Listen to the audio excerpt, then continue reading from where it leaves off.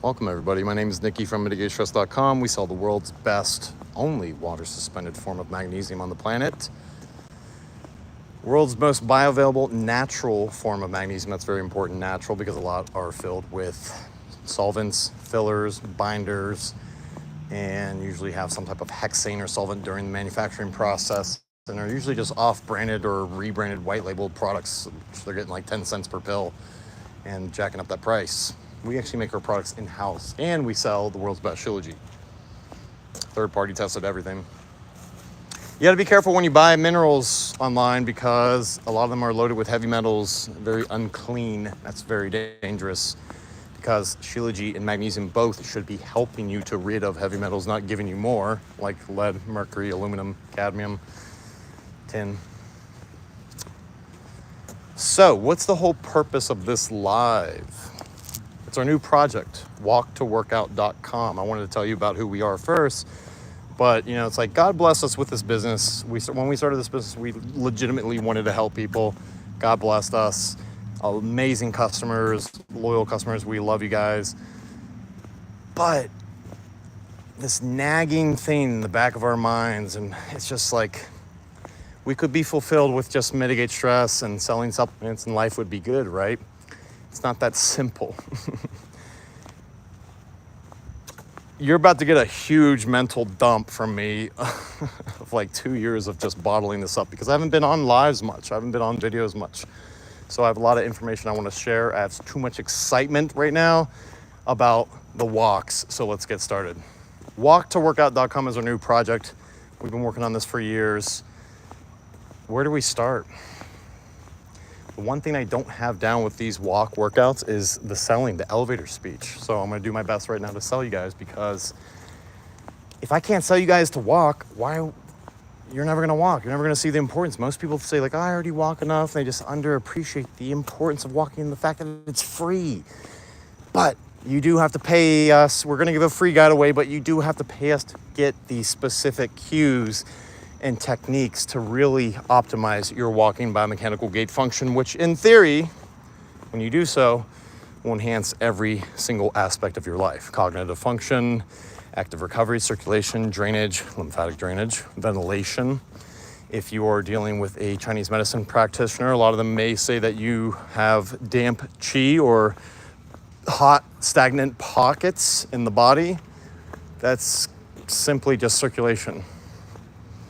Most people have three main problems when it comes to walking. That is, most people are too compressed, number one, so they need to get taller, number one.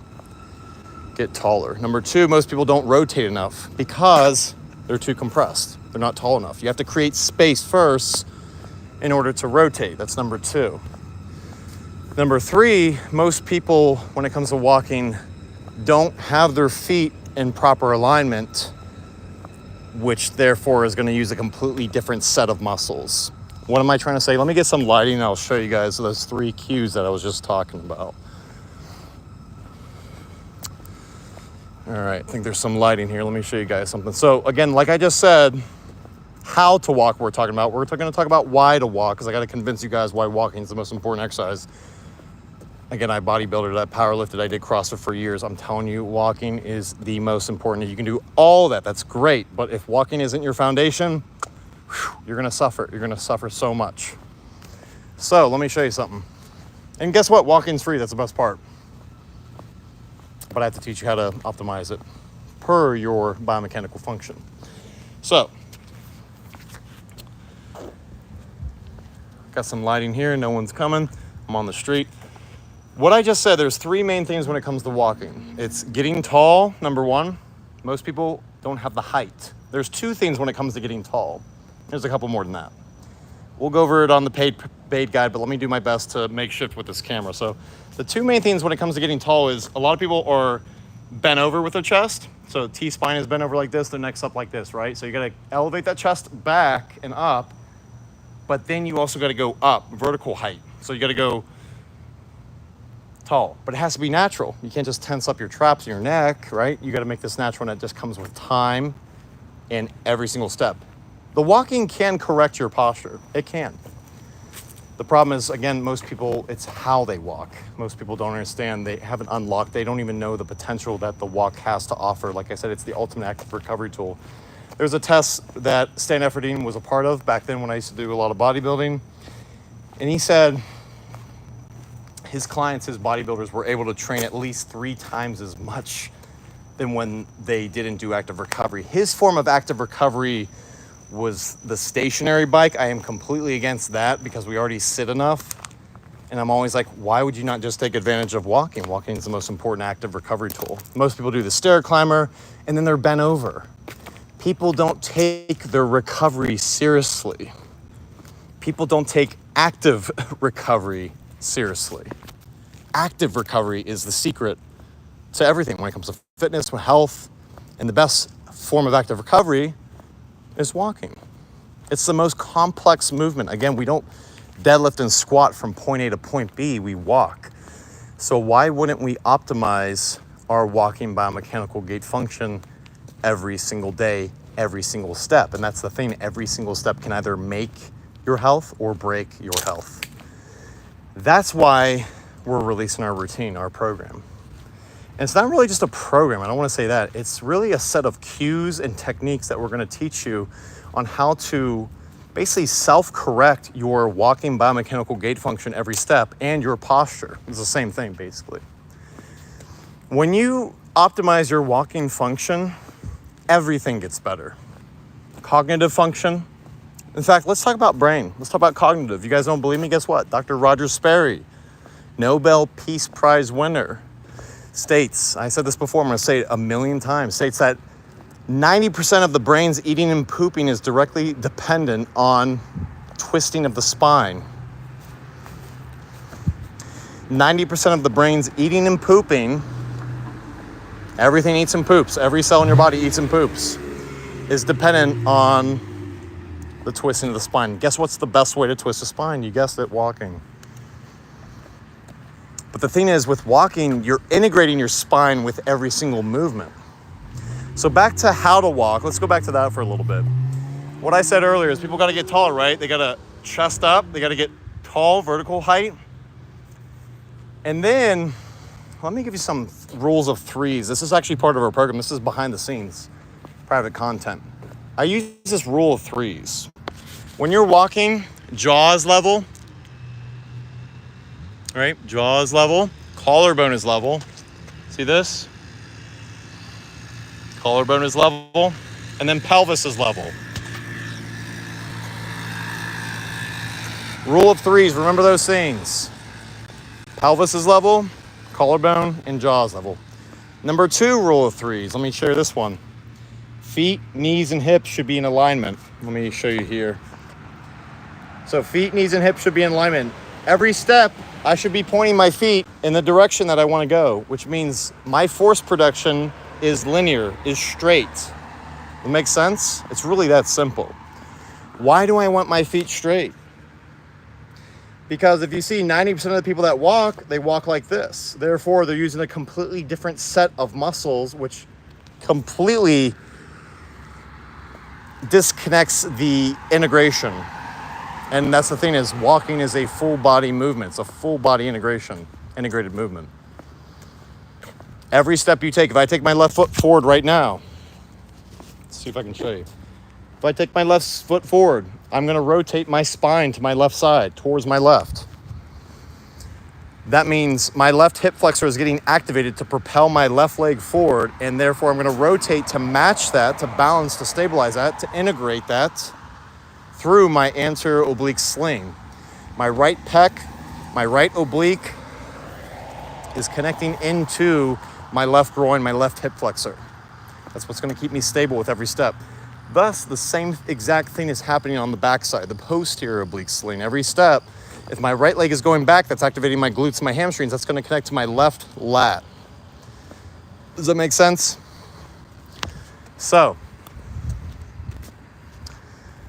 back to this again, one more time. How to walk. These are some free tips I'm going to give you guys. Rule of threes, let's go over that again. Whenever you're walking, get tall, create space. Whenever you walk, get tall, create space. That's first and foremost. Why? This allows you to rotate. You can't rotate your spine, your ribs, if you're compressed and you're shortened.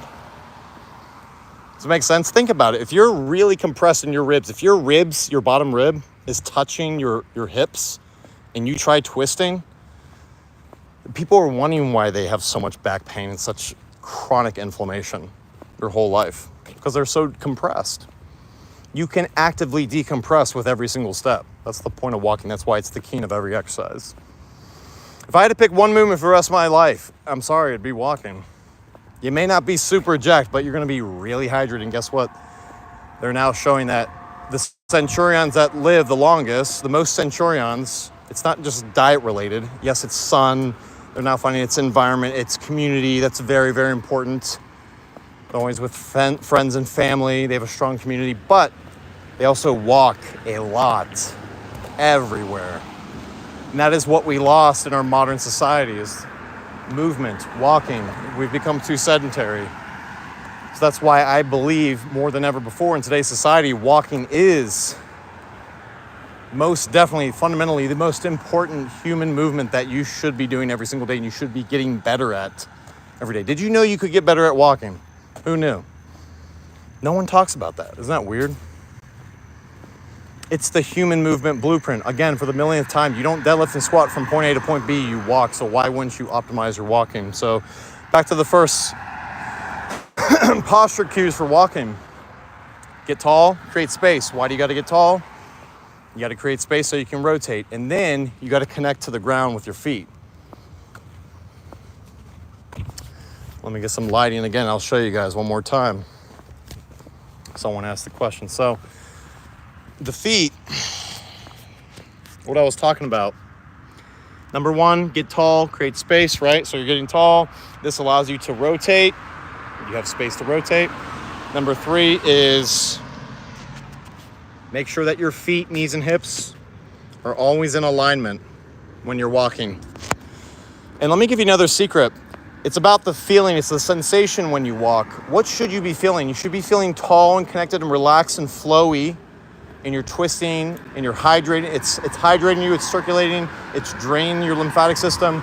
But it's also pushing a lot of blood in dormant, dry, almost atrophied, dead areas of the body that other movements and exercises can't do. So it's literally walking is like literally preventing you from dying.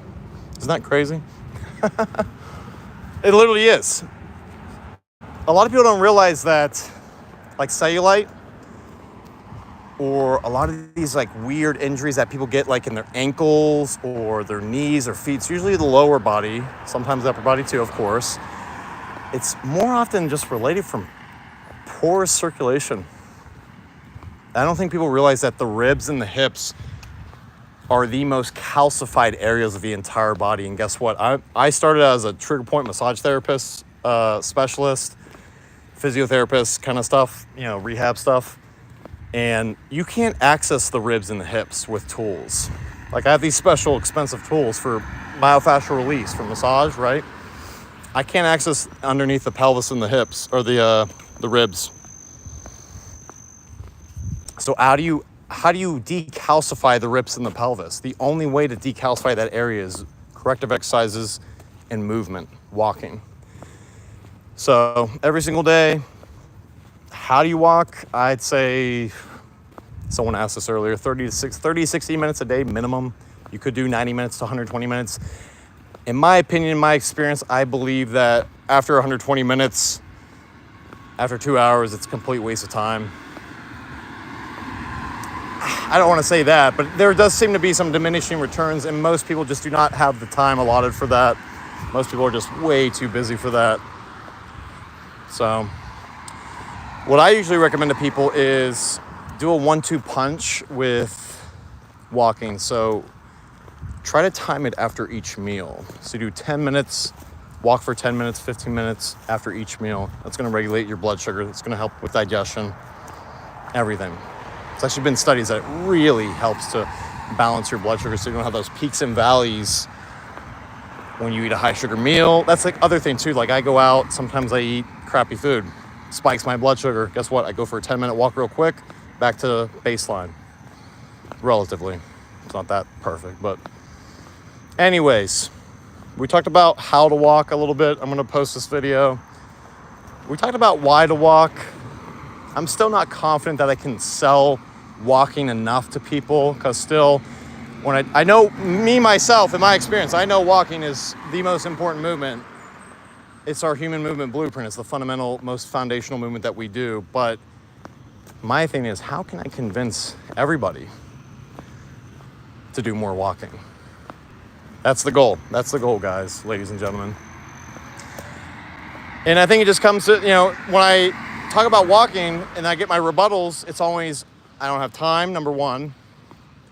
Or two, people usually tell me they just walk all day. They tell me they do chores. Oh, I was walking all day. People don't understand. When you do a focused walk, undivided attention, 30, 60 minutes, and you are actually focusing on the stretch when you walk. Yes, you can actually stretch when you walk. It's an active stretch. It's an active recovery tool. What should you be focusing on when you stretch? This is the secret I wanted to give away, if you guys can hear me. So we talked about the rule of 3 for walking. I said jaw, collarbone, and hips should be level, right? We talked about the other rule of 3 for the lower body, where the feet, knees, and hips should be in relative alignment. I give those cues away for free because I think they're worth their weight in gold, just to keep you guys safe. But there's one more thing I want to give away for free before I get out of here, and that is every single step, I want you guys to feel your upper hip flexor stretching. This upper hip flexor stretching every single step. So how do you do that? Watch this. There's a cop looking at me, so I don't want to look weird. So here's my pelvis, my hips, right? My belt line, let's say, level. Most people are arched. So it's terrible film work. Most people are arched, their lower back's like this, right? Try to find neutral.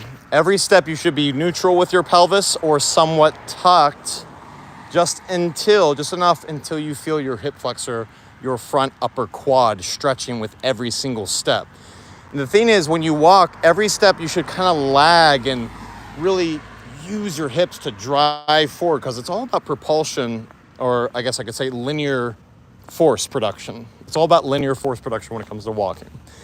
Every step should be efficient. Everything in the body, again, it's one giant muscle, 600 attachments, so everything's working as one giant muscle. Everything should be efficient enough and harmonious enough that it should be directing all that energy efficiently straight forward, linear trajectory. There has to be intention behind your tension. So yeah, the number one thing you guys can take away from here, this video, this live, is to make sure that you feel your hip flexor stretch every single step. Again, why do we walk? Like Stan Effrington said, most bodybuilders he trained were able to train 2 to 3 times as much more because of their active recovery. He was using stationary bike. I'm all about optimizing things. I think walking is far, far better than stair climber, treadmill, elliptical, stationary bike, all that. Complete waste of time, those movements. If you can do those, why wouldn't you walk? And why is a treadmill a waste of time? Because the treadmill is moving, right? It's moving. What does that mean? Well, it means you're not using your hamstrings to pull the ground. The ground's already pulling. So when you walk, go outside. If you can't, go outside. Get a life. I don't know. If you can. When you walk, go outside. If you can't, if it's rainy or something, inclement weather, I guess you could use a treadmill very rarely. Sorry, people driving like jerks around here. Almost got ran over. Jeez. Right away, sir. Where was I? I want to finish this video off. So, yeah. I was saying, why walking? Well, like I said, Stan Effrington says most of his bodybuilders were able to train 2 to 3 times as much more once they had an active recovery program, an active recovery plan in place. Every day, they did twice a day, 2 to 3 times a day, stationary bike for just a quick 5, 10, 15, 20 minutes. Why does that work so effectively? Why were they able to train way more? because you're just shuttling blood. You're removing those metabolic waste products. Lactic acid, it has to get moved somehow. Stuff has to move. The optimal way to move is walking. All right, peace. We'll talk more about it next time.